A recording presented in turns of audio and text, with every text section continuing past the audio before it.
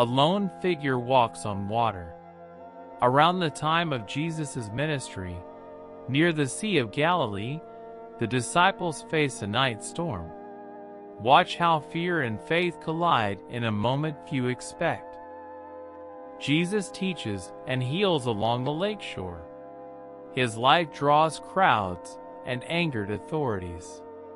He would draw us to pray alone, yet even in solitude the needs of people follow him. Peter is a fisherman by trade, quick to speak and quick to act. He knows the sea, the boat, and the work of fear at night. He is loyal to Jesus and restless in his doubts. After John the Baptist's death, Jesus withdraws by boat to mourn and to find silence. The crowd, however, follows on foot across the hills. He is moved with compassion because they are like sheep without a shepherd and begins to heal them. As evening comes, Jesus sends the disciples ahead by boat to cross the sea while he dismisses the crowd. The wind rises, and the lake becomes rough. The disciples, experienced fishermen, struggle to make headway against the wind.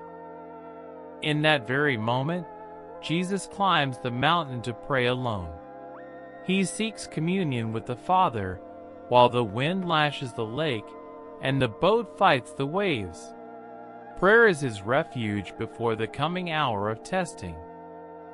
As the night deepens, the disciples see a figure moving on the water toward them. Fear spreads through the boat because sailors do not expect to see a man walking on the sea. They cry out, thinking it is a ghost.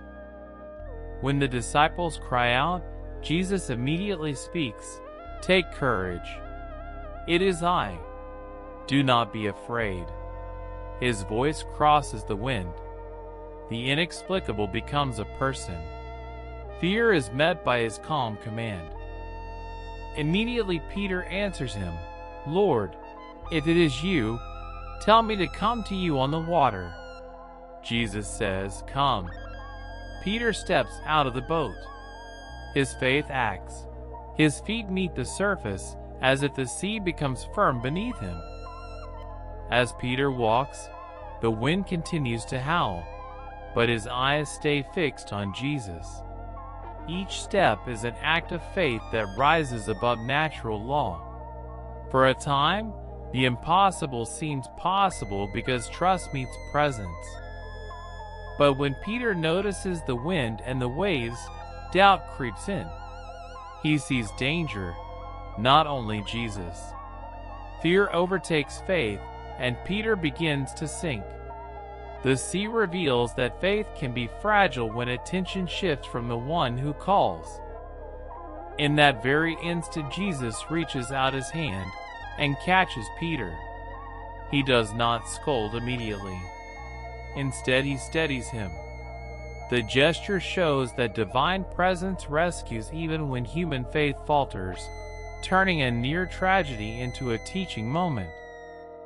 When they step back into the boat, the wind calms. Jesus asks Peter, "You have little faith. Why did you doubt?" The question is not a rebuke alone. It is an invitation to learn how attention to God sustains action in crisis. As the boat docks, the disciples are filled with awe. They worship him, saying, "Truly you are the Son of God." Their confession reveals what the miracle is meant to show: Jesus' authority over nature and the call to trust him beyond visible limits. Days pass, and this miracle circulates among the people. In a culture that revered signs as confirmations of authority, walking on water confirms Jesus as more than teacher. It anchors the disciples' faith in his person, not only his words. When morning comes, the disciples understand something practical. Faith involves looking to Jesus when circumstances are hostile. Peter's brief success and sudden failure teach that faith requires focus and reliance, especially when the situation seems impossible.